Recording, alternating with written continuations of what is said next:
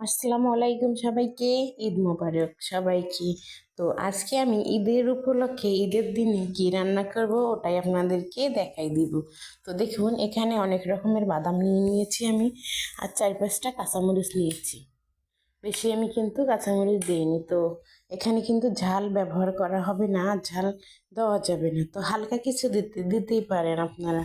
তো আমিও তাই দিয়েছি। তারপরে এদিকে আমি আমার হাতে টক দই তৈরি করে ফেলেছি, কারণ আমার কোনো কিনা টক দই ছিল না, যার কারণে আমি দুধের উপরে লেবু চিপে টক দই তৈরি করে নিয়ে নিয়েছি। তো এখন আমি সবগুলো একসঙ্গে করে মেখে মাংসটা রেখে দেব প্রায় 2 ঘন্টার জন্য। কিন্তু 2 ঘন্টায় 2 ঘন্টার থেকে বেশিও রাখা যাবে, কিন্তু যদি আপনাদের কাছে সময় না থাকে 2 ঘন্টায় রেখে দিবেন। তো আমি 2 ঘন্টার বেশি অবশ্যই রেখে দেব, কারণ আমি অনেক আগের থেকে এটা রেডি করতেছি, যার কারণে 2 ঘন্টার বেশি সময় আমি রাখবো। তো আমি এখানে দেখুন কি কি মশলা দিচ্ছি, সবগুলো কিন্তু হাতের কাছে কিংবা ঘরেই থাকে। কিন্তু ঈদের দিনে এরকম একটু ভিন্ন ধরনের রান্না হলে কিন্তু খারাপ হয় না। এতে বাচ্চা এবং মুরব্বি সবাই পছন্দ করবে। সব সময় তো কষা ভুনা কষা রান্না সবাই খেয়েই থাকি, তো আজকে একটু ভিন্ন ধরনের রান্না করে ফেলবো।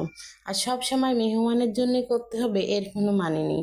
মাঝে মাঝে ঘরের মানুষের জন্য এরকম রান্না করলে কিন্তু স্বামী সন্তান কিংবা কারো শ্বশুর শাশুড়ি কারো যদি থাকে, তারা অবশ্যই খুশি হবে যদি একান্ত পছন্দ করে।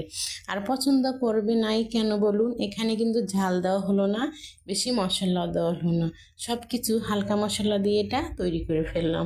তারপর ওদিকে কিন্তু আমি মাংসটা ম্যারিনেট করে রেখে দিয়েছিলাম 2 ঘন্টার জন্য। আমি 2 ঘন্টার বেশি সময় রেখে দিব। আর এদিকে আমি পেঁয়াজের বেরেস্তা করে নিয়ে নিচ্ছি।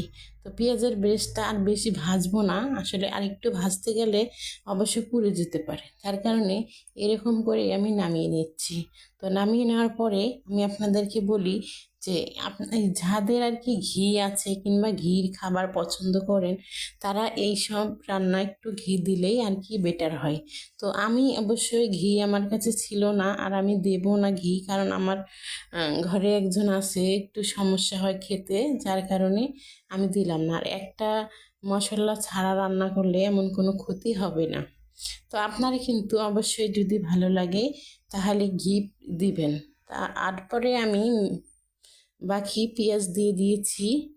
তো আপনারা চাইলে কিন্তু এই পেঁয়াজটা বেটেও দিতে পারেন, তো আমি কেটে দিয়েছি। তারপরে এই তো মাংসটা আমি রেখে দিয়েছিলাম, ওটাই এখন এটার উপরে দিয়ে দিচ্ছি। তো এরকম করে রান্না করলে খুব সহজ কিংবা তাড়াতাড়ি রান্নাটা হয়।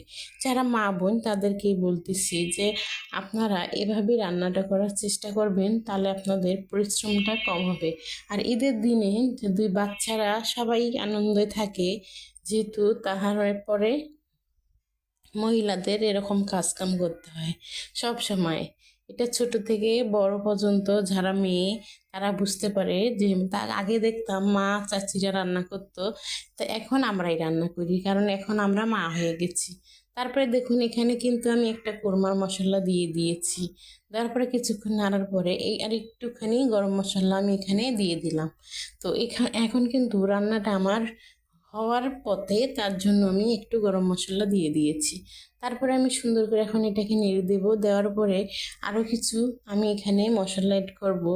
শুধু এটা হচ্ছে ঘরে থাকা উপকরণ দিয়েই রান্নাটা হচ্ছে, যার কারণে একটু আপনাদের কষ্ট হবে না রান্নাটা করতে। আর খুব তাড়াতাড়ি এভাবে রান্না করলে তাড়াতাড়ি হয়ে যাবে।